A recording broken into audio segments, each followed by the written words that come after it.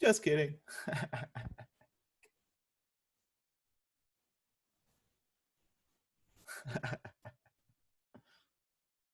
I know, right? It's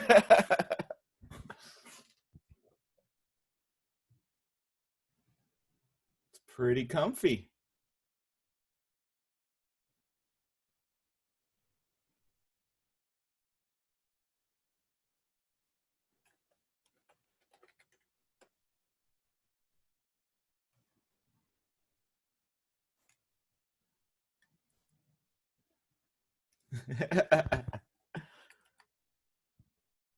Hey, I placed an order.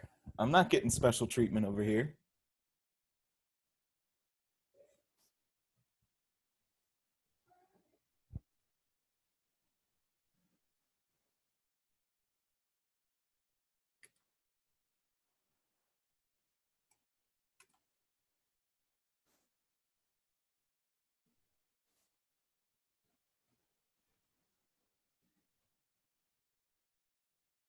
I mean, it's like esports, though, it's, which is somehow a sport and the opposite of sports at the same time.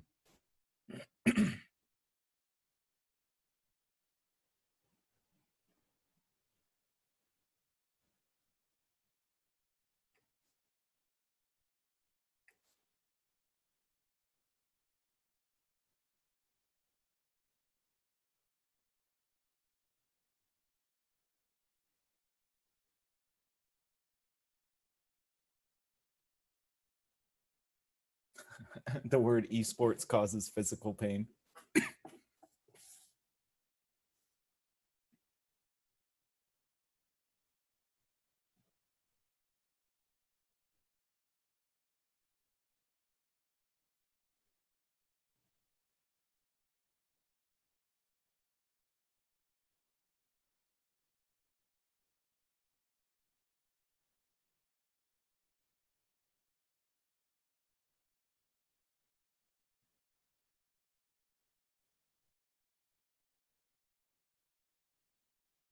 Oh, they released new items? I'm gonna have to go check that out.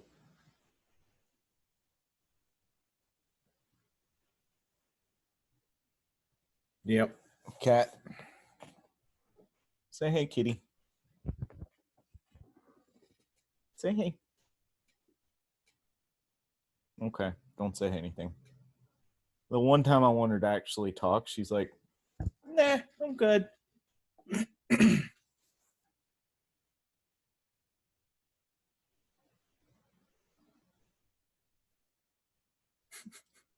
What's a better game, Ken?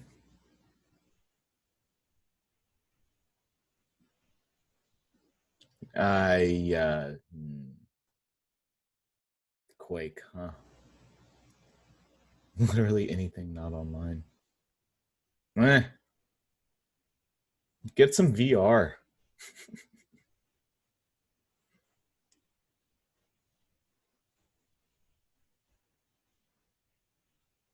That's true.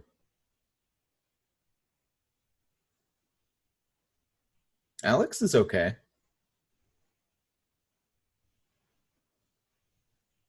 Beat Saber's good if you're into that sort of thing. Um, I don't know. I haven't played. I heard Arizona Sunshine was good, but I haven't played it yet.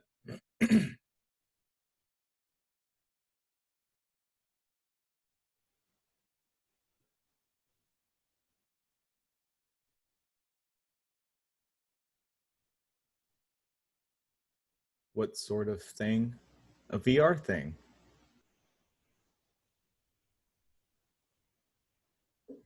Yeah, Left 4 Dead just got stale though.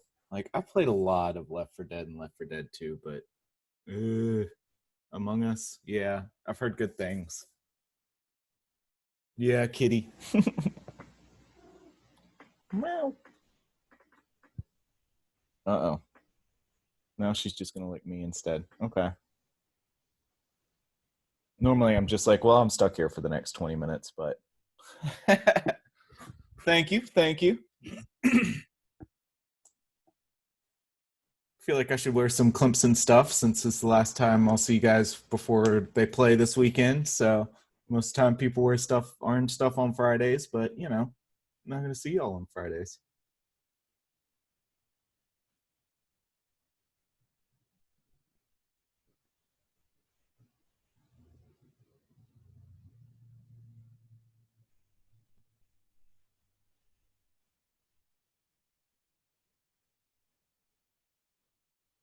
I haven't even heard of Genshin Impact.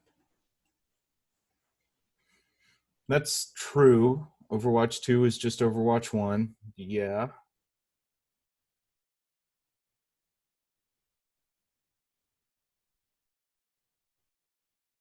I mean, I kind of agree with the just released DLC, but sometimes you just have to rewrite your engine for no good reason.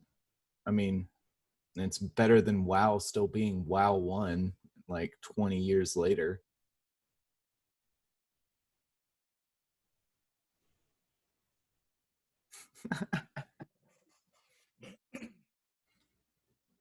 Hey, here's hoping they finally make a good Diablo again. Are they working on Diablo 4 yet? I mean, come on.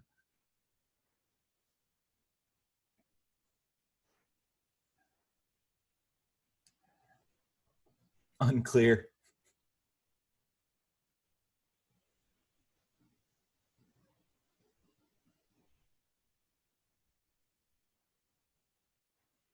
Okay.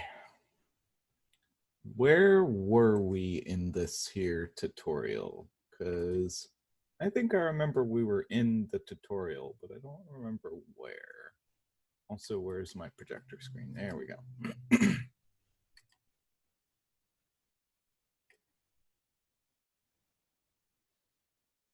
Right. Yeah, I remember that. They were like, "Yeah, we're Diablo. Yeah, see, we have this phone game that we think's going to do really well," and everybody was like, "That's what you meant by a new Diablo thing being?" No. Mm-mm. God, I can't stand mobile games. Ugh. It's just like, oh God. Like if you're going to release a game, like release it on a real platform. Don't like ugh, shitty hardware that like can't really run good games, so you got to strip them down.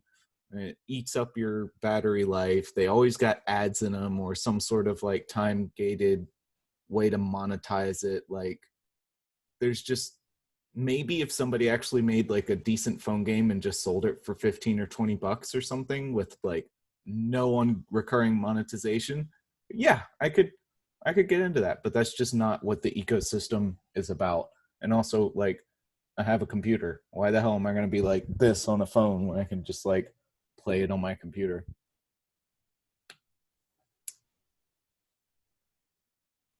I know it's all about microtransactions. That's why I'm like, no, no more phone games. Like, I don't play that crap. Oh, how far did we get? Yeah, we did all that. Did we get to this part? I think we got to this, right?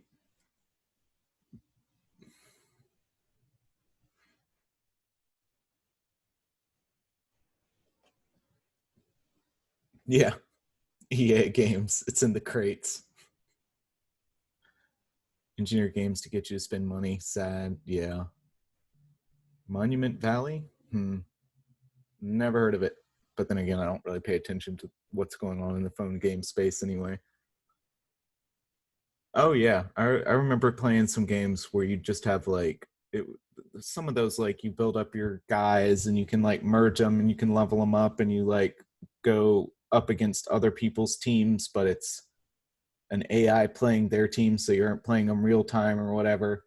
And there'd just be people that would like roll through with just like platinum level everything, like the whales. Oh God.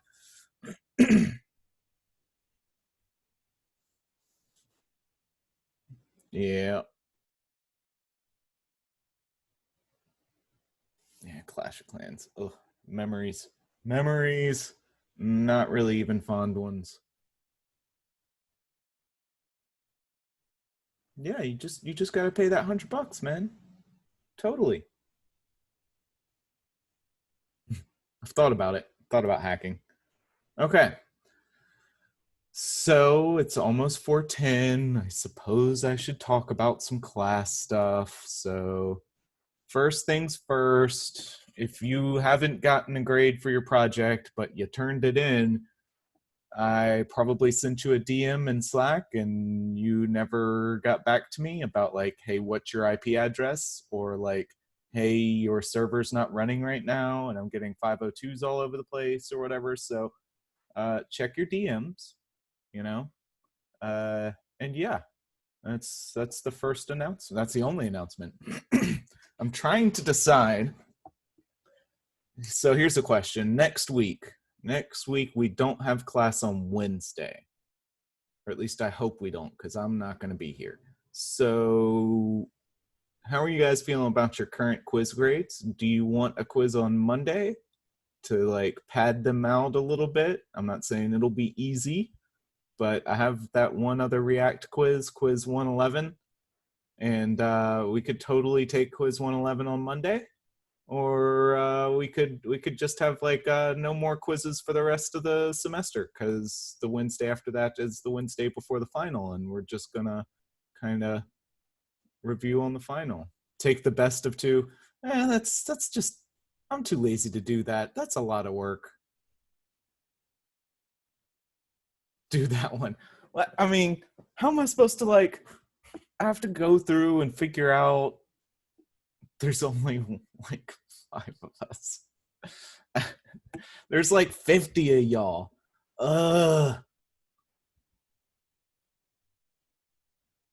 Quiz hack free quiz. What? Huh? Who is that?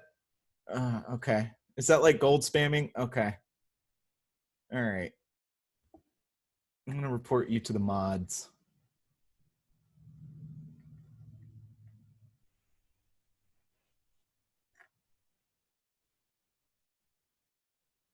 Folk, once then you want to use multiple attempts, same quiz.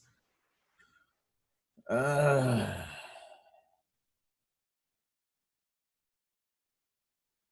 just 3 attempts. Well, see, now I have to like. Okay, so you want a quiz on Monday, is what you're back to. You want one extra quiz on Monday, and you want multiple attempts on it, or no more quizzes.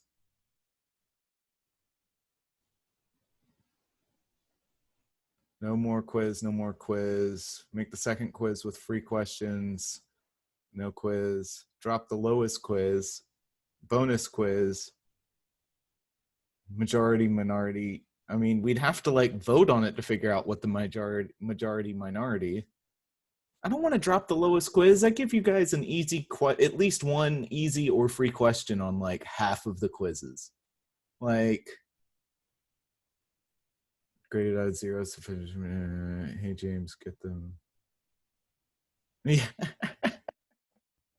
You know, that's on him. I give out the free ones and graded out of zero. You say you just want a whole extra credit quiz? Canvas apparently does not support that kind of thing. I would have to go in and like make it a zero quiz and then literally roll through every single one of y'all and be like, okay, you get a 5. Okay, you get a 3. Like, come on, man, for the Vine. Oh God, what a throwback. Ugh. I might do an extra credit quiz. I might do an extra credit quiz, but probably not next week because I don't want to have to deal with it over Thanksgiving break. So maybe it'll be like the last week of class, possibly. So definitely no quiz next week. Maybe some sort of easy or extra credity thing on the last week of class. I'm not sure.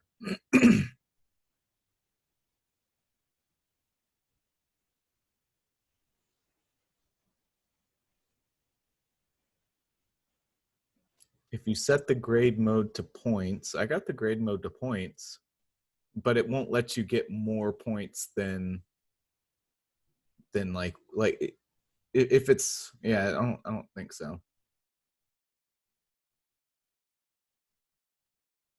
Canvas problem then, yeah. Extra credit.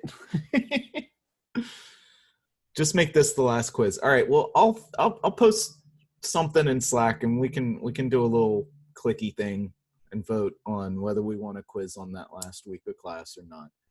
And it may or may not be a bonus quiz or an easy quiz or something. I don't know. I'll do a vote thing at some point. Where's the Slack? Okay. I'll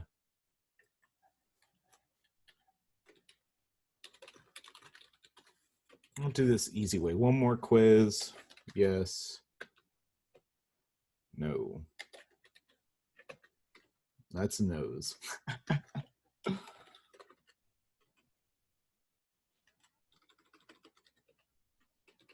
There we go. Why the pepid? I don't, why with always with the pepid? I don't, pepid? I don't, nose. Yes, I did see that. The final exam XKCD. That's awesome. All of you failed. Your grades will be stored on the server and then submitted to the department tomorrow. Class dismissed. Oh.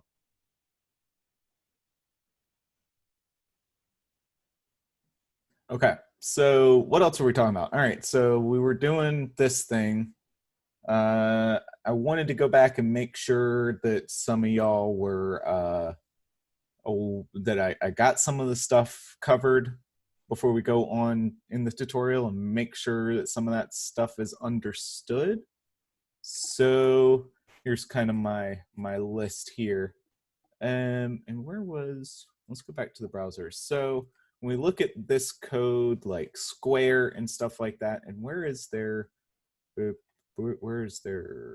full code? Okay.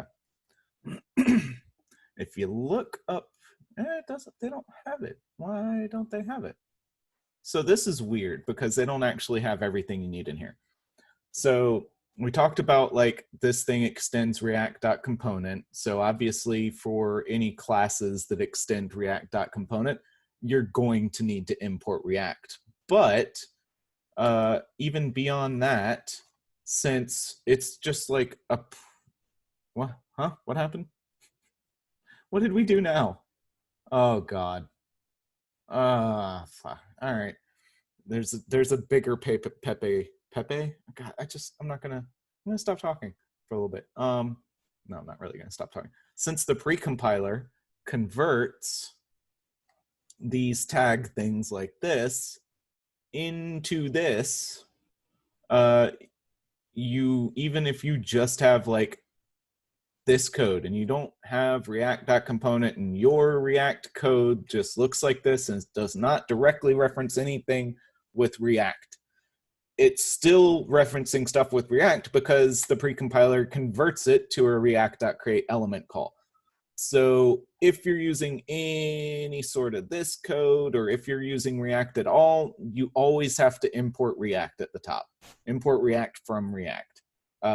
It's gonna have to be everywhere. So that's, just wanted to make sure y'all were aware of that for reasons that have nothing to do with today's quiz. And the other thing, I don't know if I mentioned this, but if you start it with a lowercase, it knows that you're trying to make HTML elements.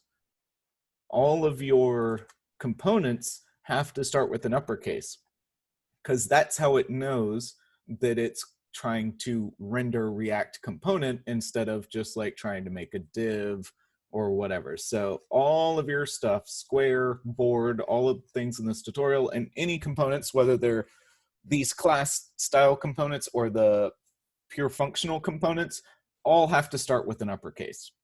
And if you don't put the uppercase on this first character, it's going to try and make it do like a create element on square or something. Like if you did, this, but you tried to call it, put square into here and you didn't uppercase the S, even if the class is called square, it's not even going to look for it. It's just going to try and make a square HTML component, which will, I think, probably break, I think even break at compile time, which is nice, but something else that you should probably be aware of. And we talked a little bit about state, and I think I said this before, but I just want to be clear that props are passed in to components. State is not. State is only touchable by stuff inside the same component. And remember, for our limited understanding and not going into React hooks, with ignoring React hooks, only classes can have state. Functions can't have state. Functions with hooks, which just came out like 2 years ago, which I know is like forever ago nowadays, but functions can have state now. It's different than how it works in classes, obviously, because you don't have this dot in functions. But yeah, just for the time being, just remember that only classes can have state. There's not a question on that because it's not like necessarily true. And yeah, React hooks are some new code.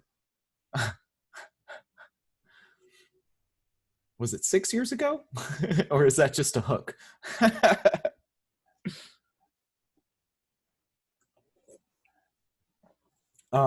Yeah, so hooks, don't worry about those, but otherwise, like only this specific instance of this component can mess with its own state. So if you want something else to mess with this thing's state, you're going to have to provide something else with a callback function that then runs more code inside your class. And that's kind of what we did in some of the, did I close it? I think I closed it. Well, crap, let me close some of these tabs in Sublime. How about that? And maybe I can find some stuff. Yeah, I closed it. So where is that code that I posted the other day? All this stuff. And I know I need to switch to Sublime. Okay, so why did I pull this up? State, right. So if you want something else to change your state, then you have to have something that actually passes a callback. And I think I did this somewhere, render state counter plus plus, render handler. Yeah, this one. That came out of nowhere. Surprise code. So this is the function that we pass to other things as a property so that it can actually, so that this square could conceivably change the state of the board by using this callback. So the square is initiating a change, but really it's telling the board, hey, change your state for me and set it to whatever you're trying to do. So that's how you communicate that you want to make a state change to something else's state, but you can never directly mess with somebody else's state. Okay, so props. Mad props. Okay, so way down here, what am I going to do? All right, so we can have, let's say we want to create a square, so we can do like, we want to create some component. We could do like square, and we can do ... props. Oh God, it's back. Oh God. What? How am I seeing that? Oh, because it's drawing on that screen. Okay. How do there?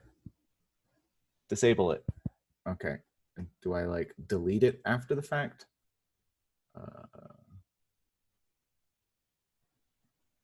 The issue is we can't remove them now. Clear all drawings. Hey, all right. Okay.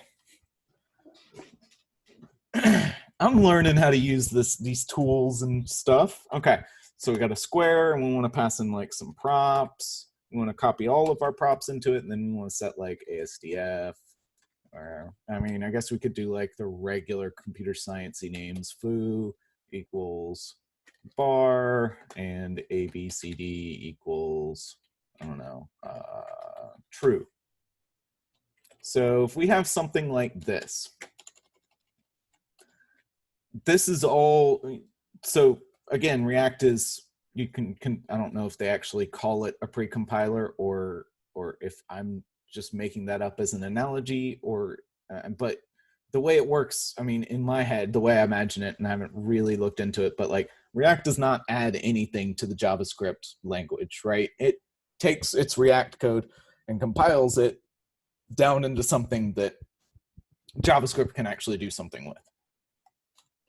And in fact, let's even put like, maybe I'll put like a button in here and then close the square.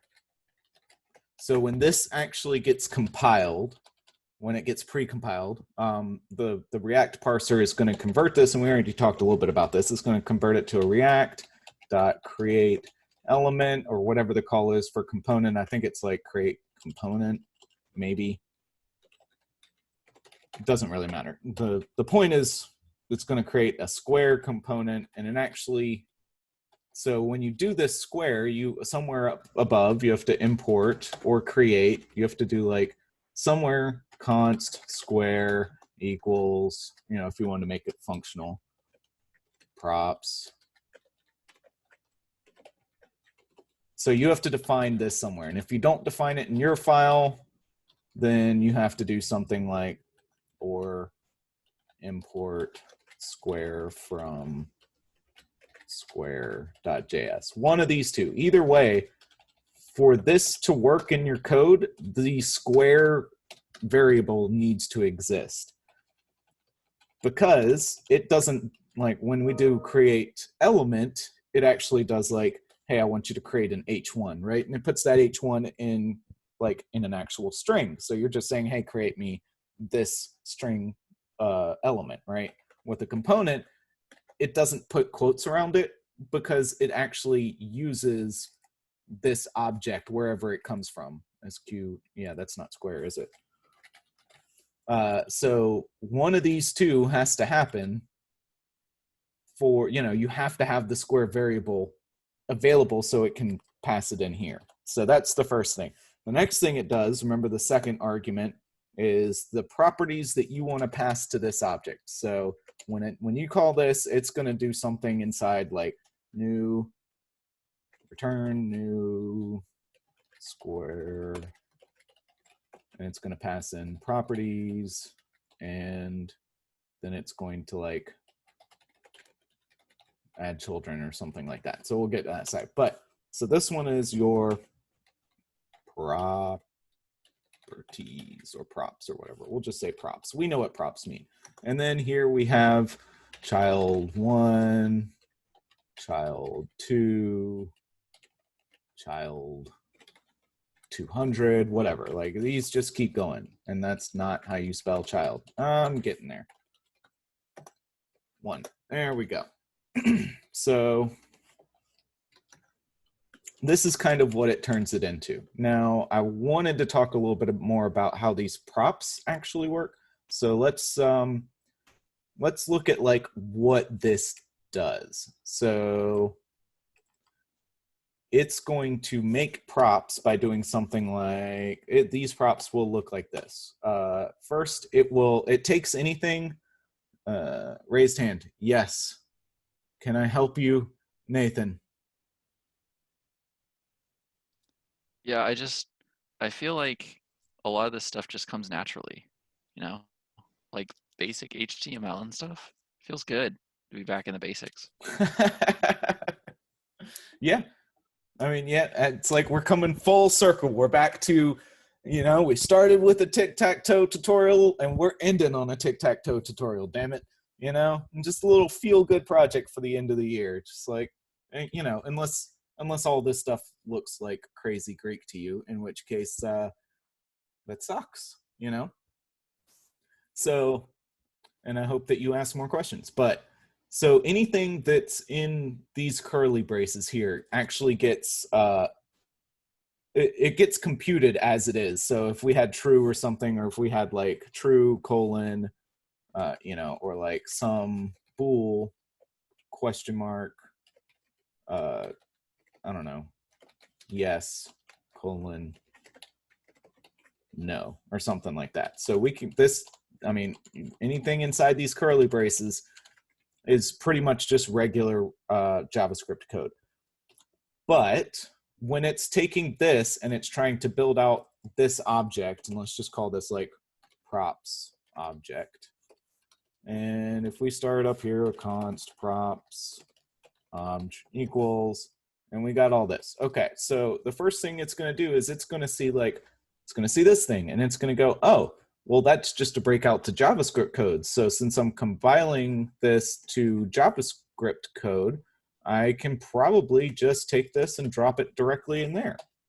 And then it sees this, and it goes, oh, well, that's just, I need to convert that attribute style property definition to something that works in objects. So it's going to be foo colon bar.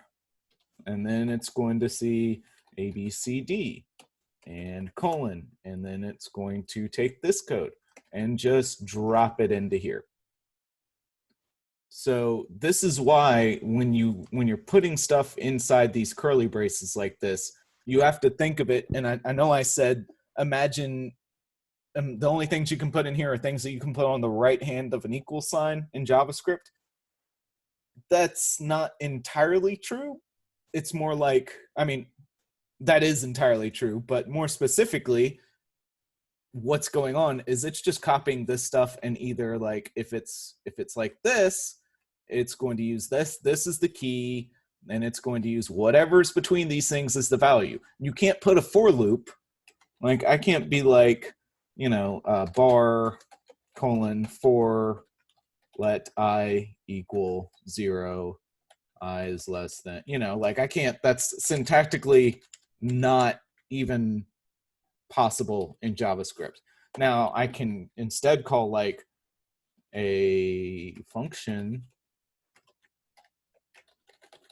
that does a for loop, and that would totally work. That's why we have to like abstract these things. We can't put a for loop in here. We can't put an if statement in here. We can put a ternary if statement in there because that works on the right-hand side of a colon in an object. Another thing is like, if you don't have a key at the front of it, it'll just drop the whole thing into here. Now we don't want to just say, and the reason we do it like this instead of like props just by itself, right? That's would cause it to do that. And so if you just have props here, JavaScript will be like, oh, props. So props is a variable, so it'll convert it, when you don't have a key colon value, it makes the key equal to the variable name. So it would be props colon props. So now we have this props object, and instead of our variables, like, I guess inside here,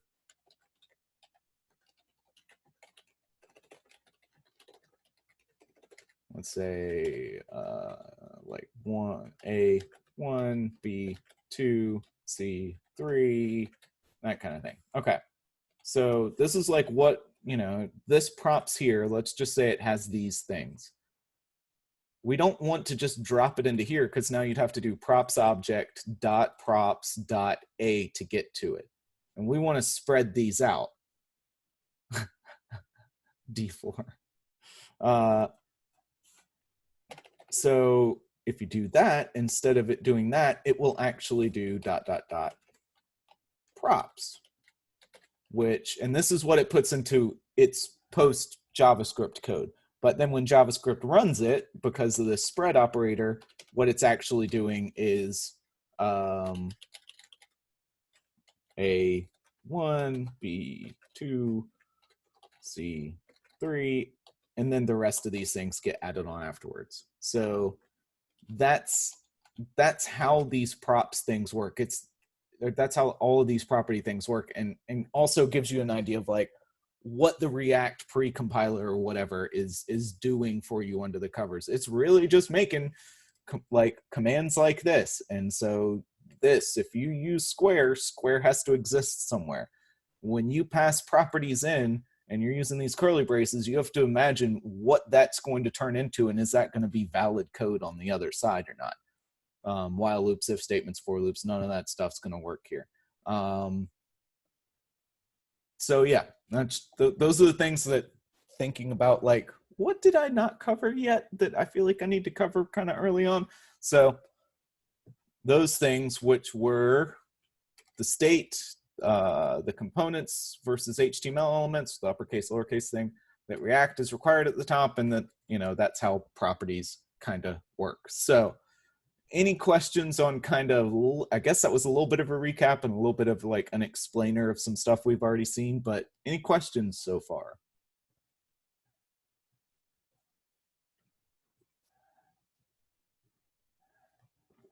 Anybody? Everybody totally understands this.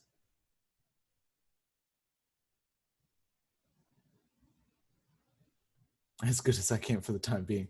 Okay, cool. Well, thanks, Ken, for at least being one person to speak up. I don't know how anybody else in the class is doing with this, but at least I understand where you're at now. Okay, so have state. All right, so we're talking about state here, and I already talked, like, so we put the square stuff into our HTML. Yes, so like this tic-tac-toe example where we're defining a square up here. So this has, like, this is now a variable. Class square creates a variable just like if we created a functional component called square, and it's going to be assigned to like const square equals that function. So these are just creating variables as well. Like when you create a class board, it creates like a board variable.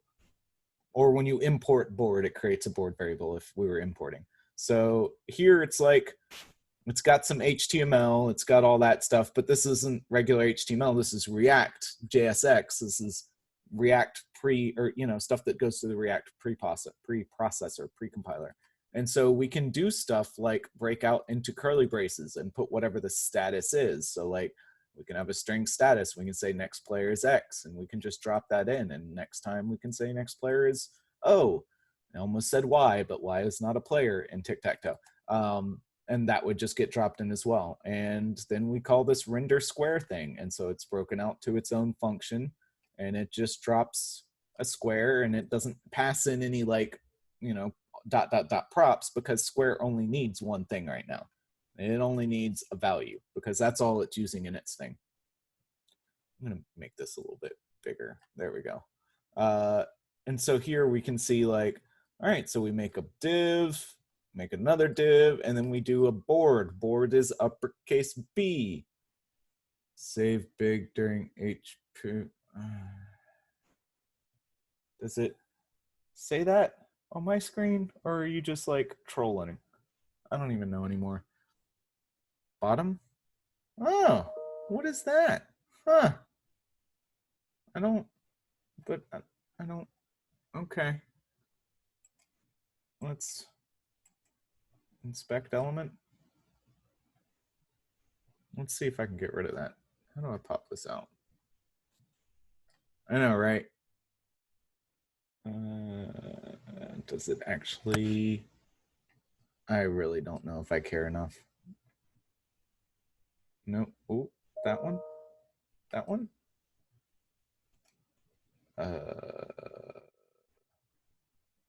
Delete. Ha. Okay. The manual ad block. Okay, so here we actually use the board variable. So up here we're just saying make me a div, make me a div. Here we're using the board variable. It's got a capital B, and it only works because board exists inside this scope. Okay.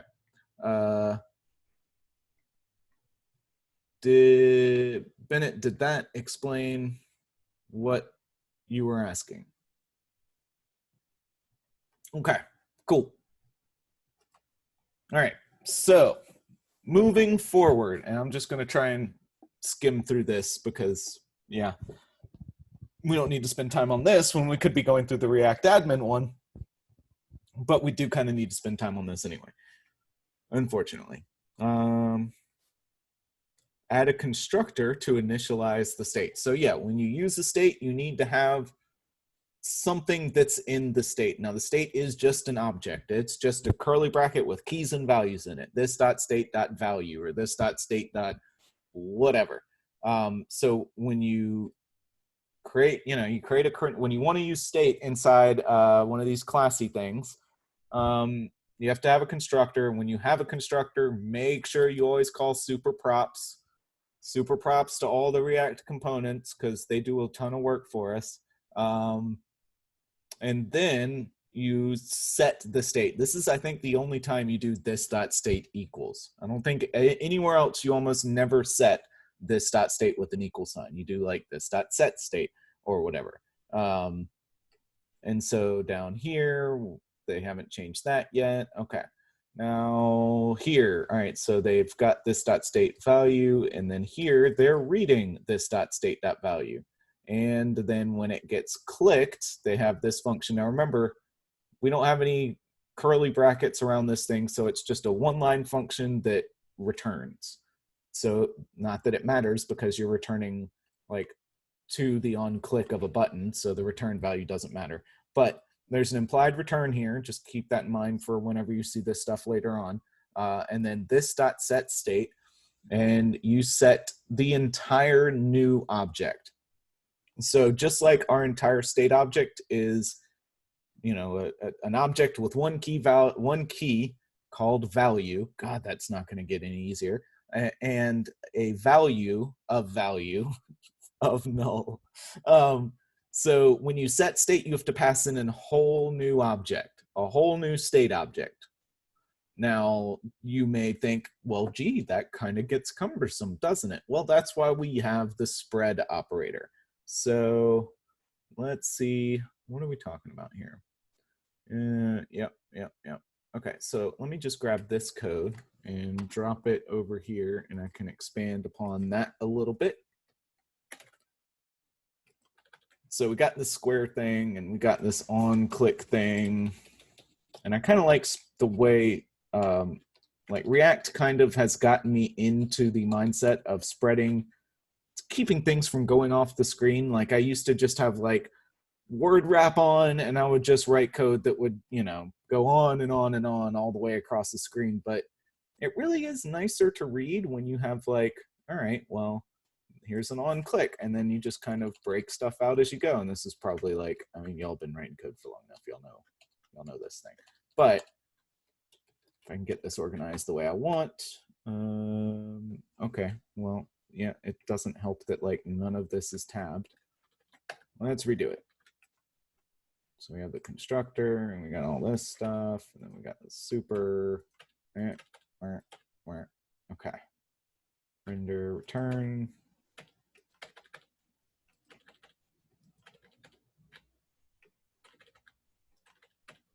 I'll get this right eventually.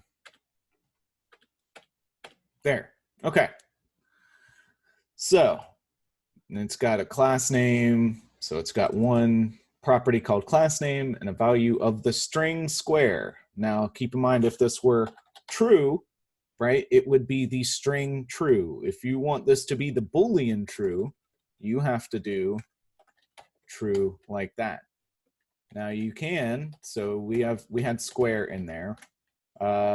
We could wrap this whole thing in curly braces. It's not going to do any different. That works exactly the same as that. Does that make sense? Because you're interpreting JavaScript, and then the JavaScript is just returning the string square, as opposed to here, you're just setting the string to square without dropping into the JavaScript interpreter. Okay, so up here, let's say like the value's null and the value's going to be X. What if I also wanted like, I don't know, like the player who set it. I guess the value would be the player, but I don't know. Let's say we also want a player, because we're dumb and we don't really realize what value is. So player null, right? Or player O.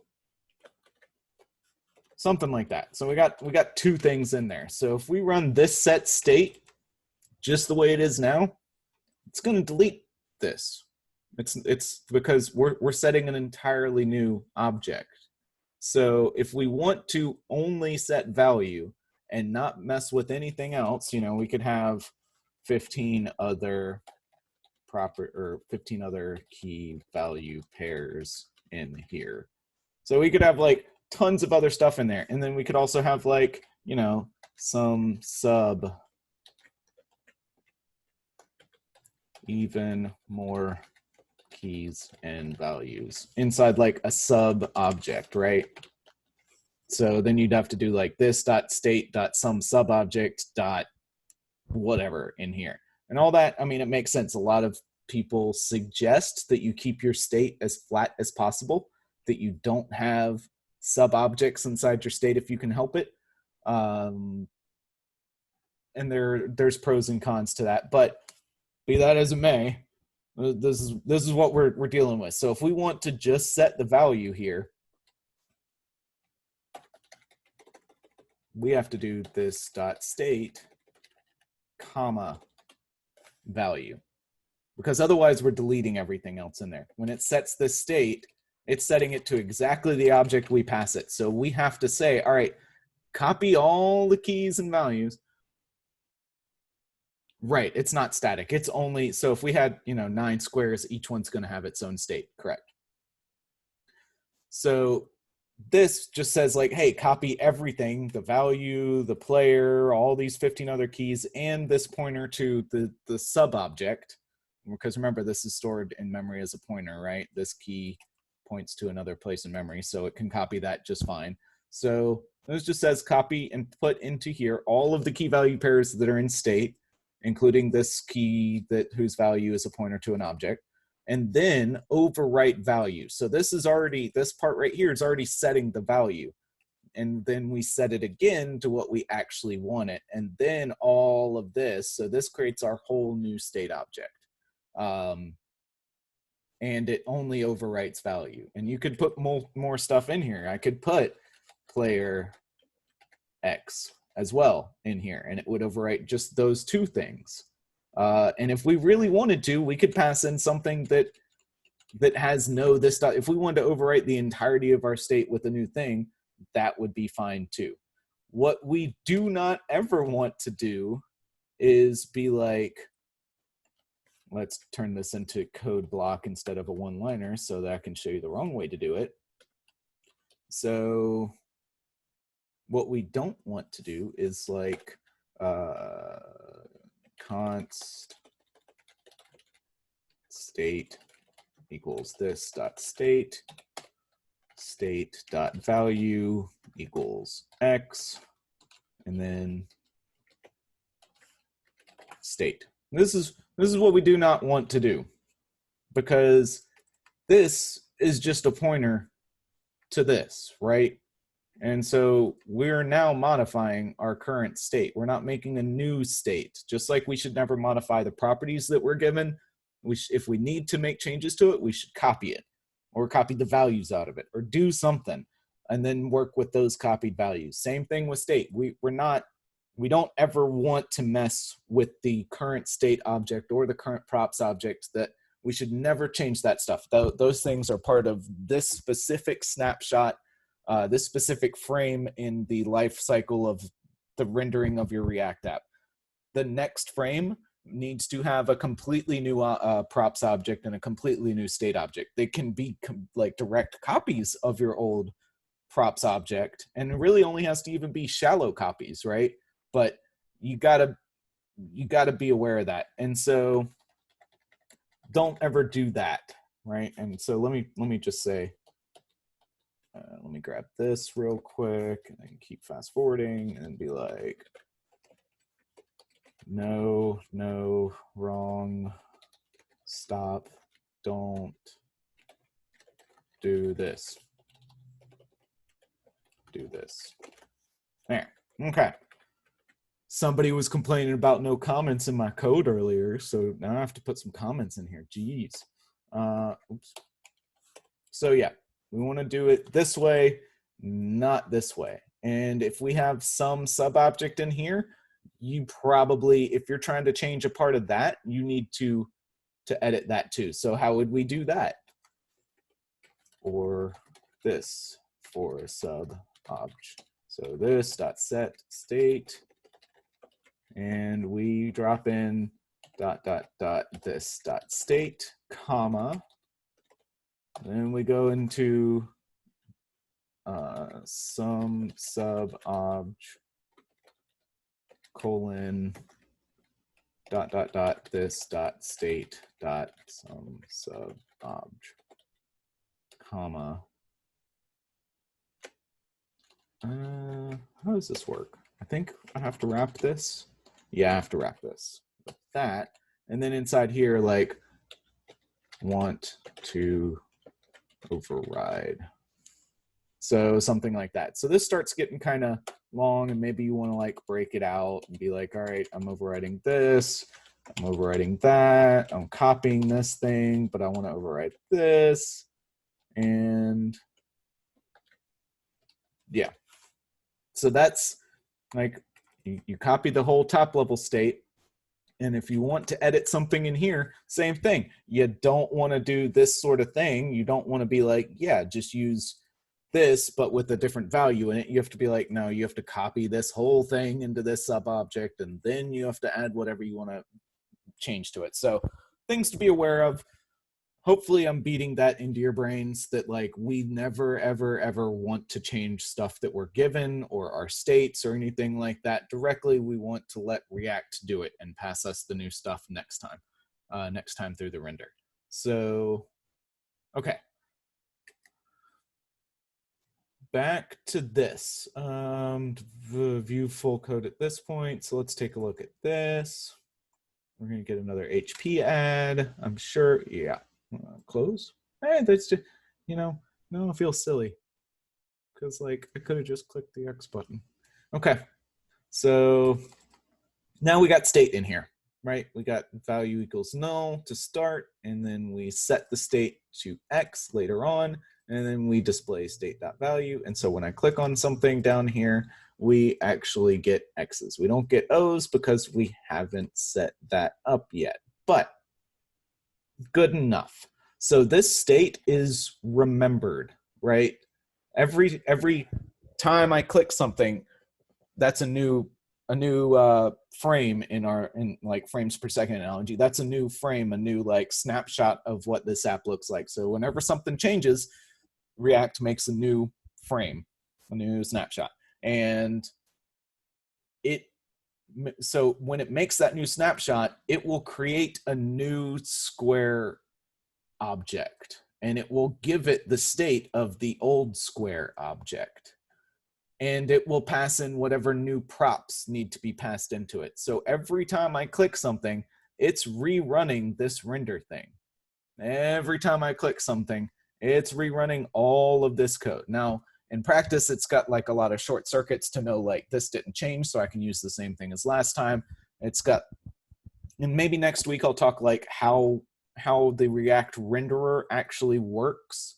It's got like a shadow DOM, and it's got like knows which parts of its shadow DOM are dirty and knows which parts it needs to actually update to the real DOM that's stored in the browser. And the whole reason they do any of this crap is just because like changing DOM nodes in the browser is quick, but like when you change those and the browser has to recompute all of its CSS and layouts and bounding boxes and recompute how all of that stuff is rendered, that's what takes a while.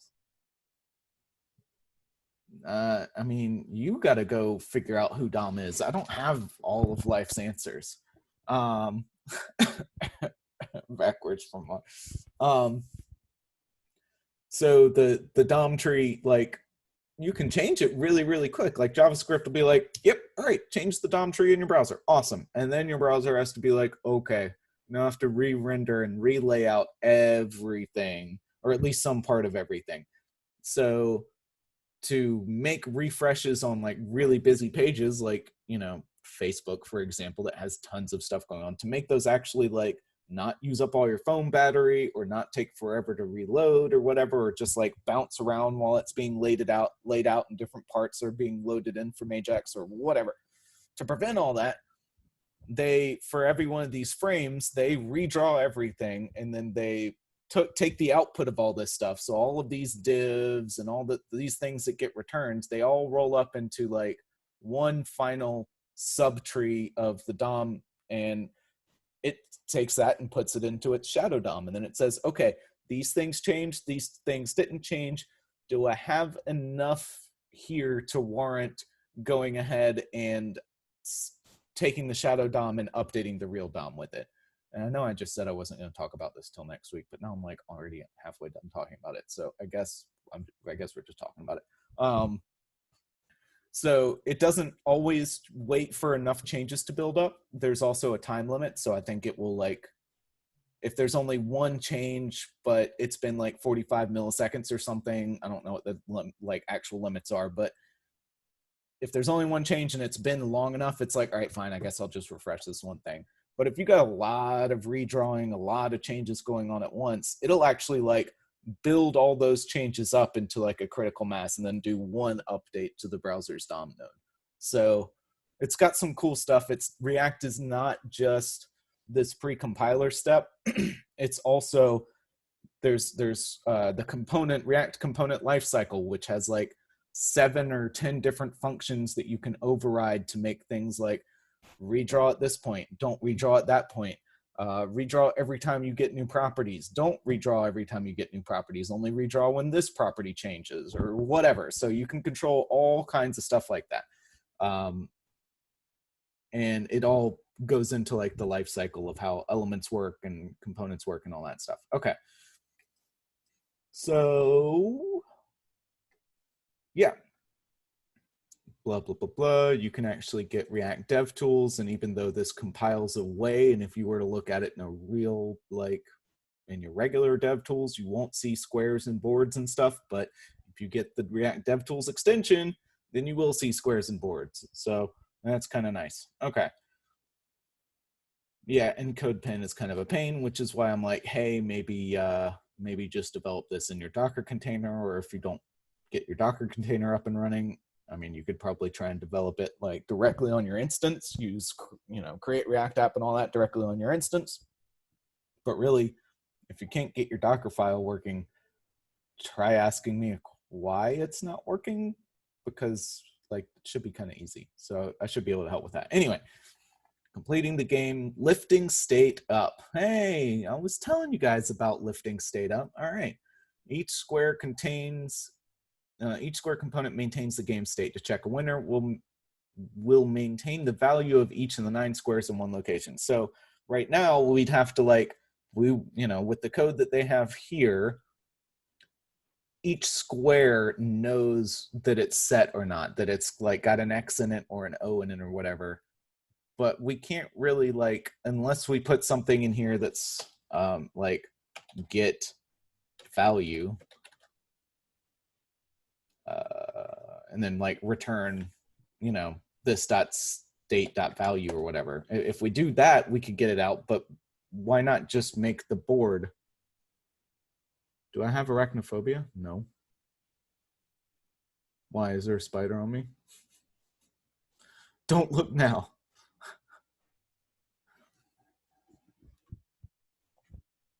Okay, well, she's just she's not trying to kill a spider, so web development is kind of spooky. Okay. All right, nice derail as usual. Okay. So the board shouldn't just ask each square its state. I mean, that's possible, but we shouldn't do it because it's like hard, all of the things they say here.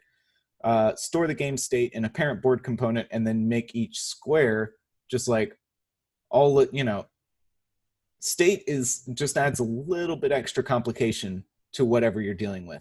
I mean, I already showed you guys, like, if you accidentally copy a state or don't copy, but like modify the state that you have directly, it's going to break stuff down the road. I didn't show you that it's going to break stuff, but take my word for it.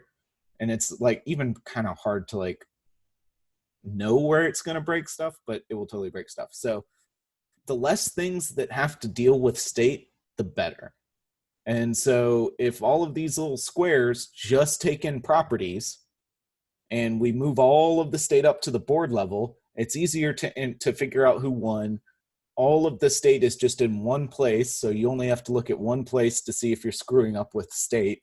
And then everything else is just like a dumb little, you can, since you don't need state on the squares, you can turn the squares from React components to just like functional components anyway. So blah, blah, blah, blah, blah. Yeah, okay, let's see. Yeah, and I talked about this. All right, so this dot state squares. Okay, so now in board, they're setting up the state and they just want an array of 9 nulls. Okay, 0 through 9, and then render squared. This actually needs to be this dot state dot squares sub I, right? Yep. So now we're passing a property that sets the value of this thing. Yeah, okay.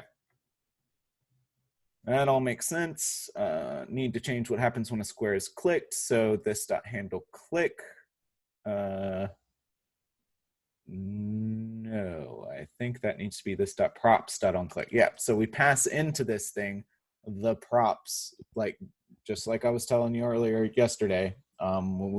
When we're lifting state up, we give a handler to something else that needs to change the state. So we give square a property that would, instead of giving square a state, we just give it a property for that value, and we give it another property for the function it needs to use to change that value.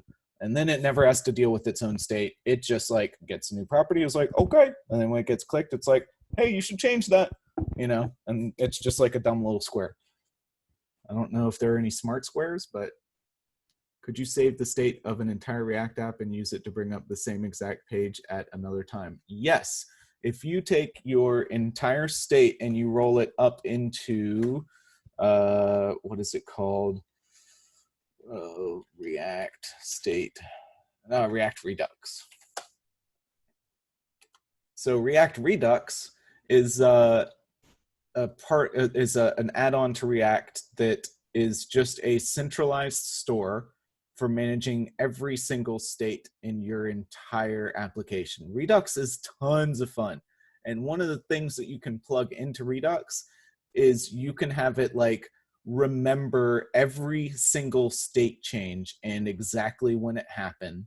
And then you could, if you're debugging stuff, you could have like a scroll at the bottom and you could just scroll through the timeline of every event that this user did to your app until it broke, and you can replay the entire like event history of this thing.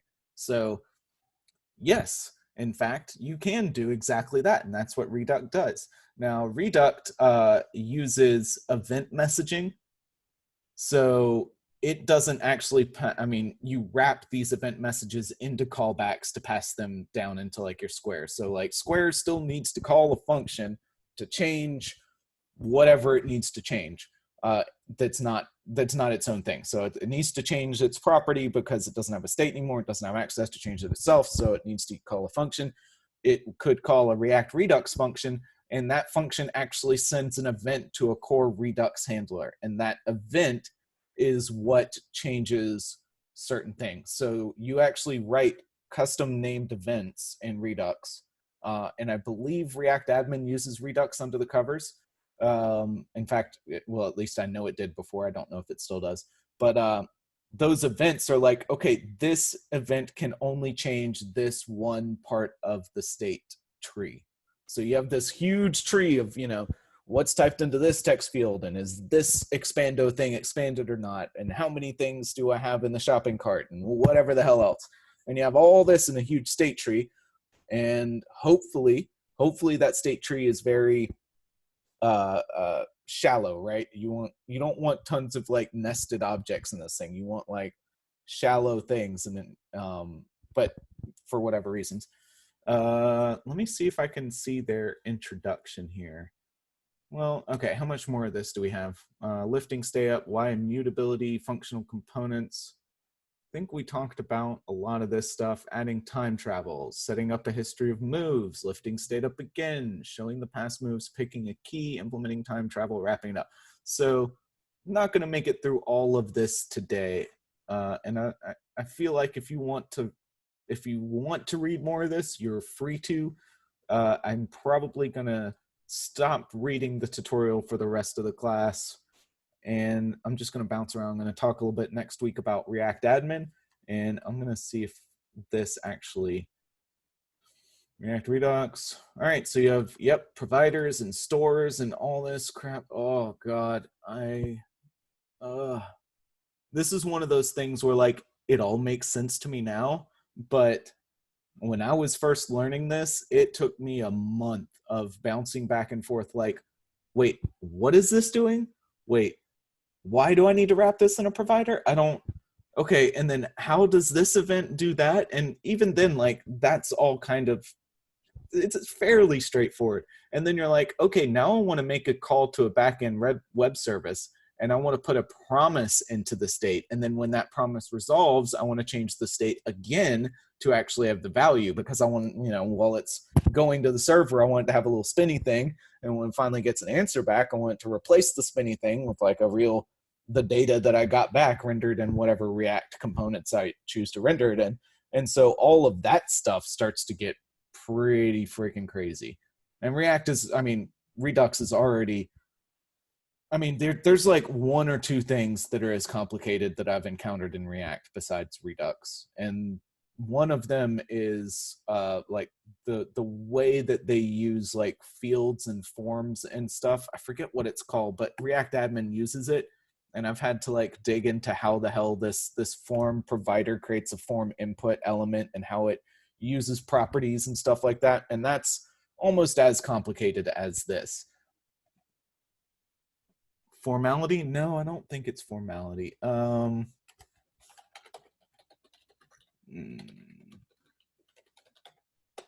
see what this is. React Admin input components. Yeah. Writing your own input component using a field. React final form.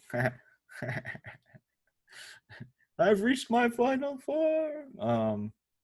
Using labeled, using material UI field components. So this works pretty well. This is getting close. I think use field is, yeah.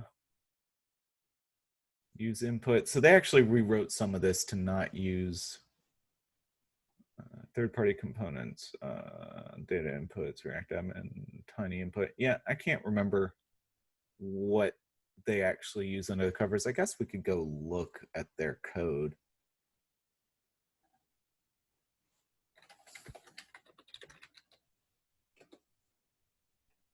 So if I go here and then I go, come on, packages. I think it's, let me see what's in core. It's been like a year and a half since I've had to dig through this stuff. Form, is there anything besides form? All right, so let's try out form. Oh, they changed it all to TypeScript. Oh God, this was such a bitch. Ugh. Because like I'd want to take something and add something to it, and it's just like, oh yeah, the quiz. Oh yeah, you guys got me talking and stuff. All right, so we'll just hop over to the quiz. Where's this thing? Dashboard. Yeah, Quiz 10. Nice one, Nathan. All right, access code's Ivory. Hopefully you can spell Ivory. If not, it starts with an I and ends in Vory. With an O. I can skip the next one. Where are we?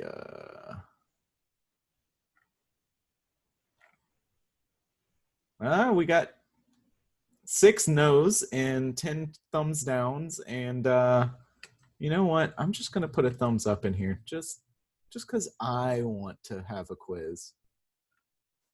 And let's put the ivory is the code of the day. All right, that's all I got. I'll let you guys enjoy your quiz, or don't enjoy it. I don't know. And I'll catch up with y'all on Monday. Hit me up if you have any of them there questions. Have a nice day.